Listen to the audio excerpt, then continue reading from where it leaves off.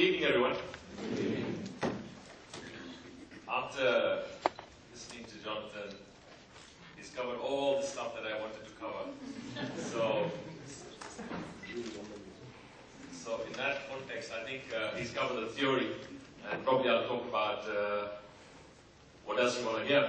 I think talking about developing a competitive, sustainable competitive advantage and a strategy. I'd like to break it out into two simple systems and say, decide what you want to do. What? So if it's simplified, it's what. Now what means your vision, your goal, your direction where you want to go. That's the what. Decide what you want to do. And then worry about the how to. Now how to is your strategic options or objectives, what you actually choose and say, this is the strategy that I'll use. And if you break it out, a lot of people today get stuck in developing a strategy in how will we do it. We don't have the resources, we don't have this, we don't have X, Y, Z, and therefore they get stuck. Inertia kicks in and they don't even start off. Now this can be done even for yourself. What do I want to do? Where do I want to be? And then you put a time frame to it. You say, fine, within what time frame am I talking about? If it's for your company, it's a competitive strategy. You talk about what is it that we want to do. Now when you say the what, your vision or your objective, number one comes in, who is your customer? Now I'll talk commercial language because how many of you are in business? Okay, how many of you are in doing good social services?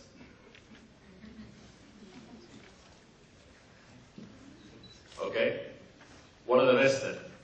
A lot of you didn't put up your hands. It's not a trick question.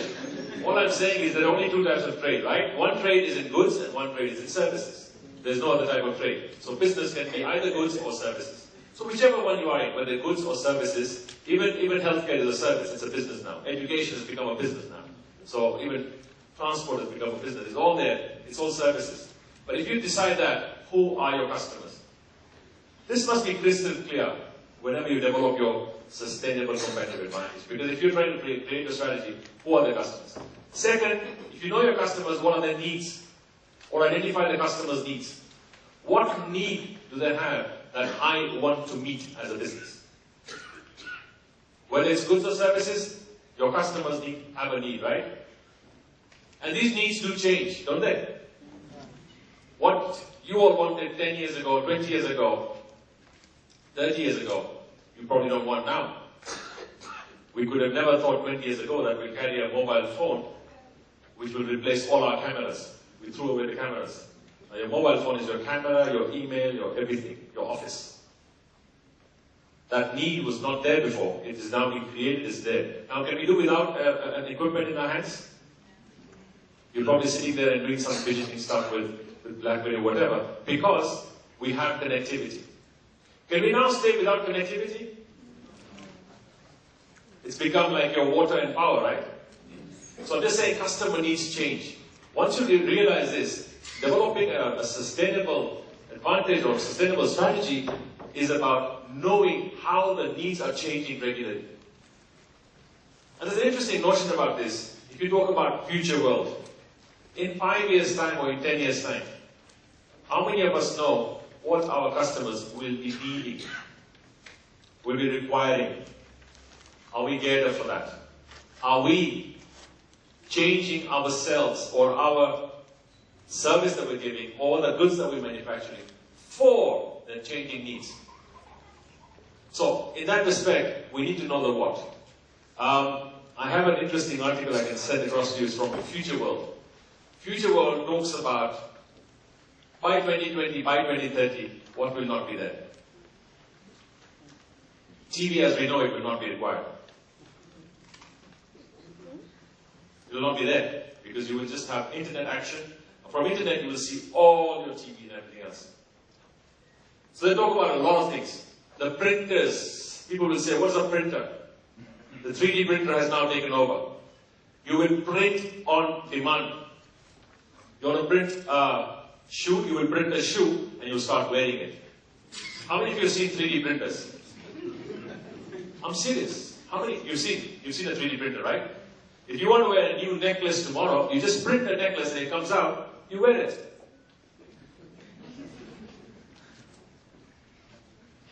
You want to wear new specs, you print them and you wear them.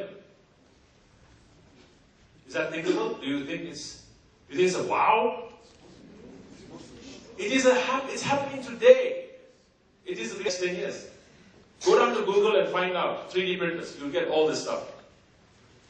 You want to make a shirt, a new shirt? You print a shirt. It comes out as a shirt. You wear it.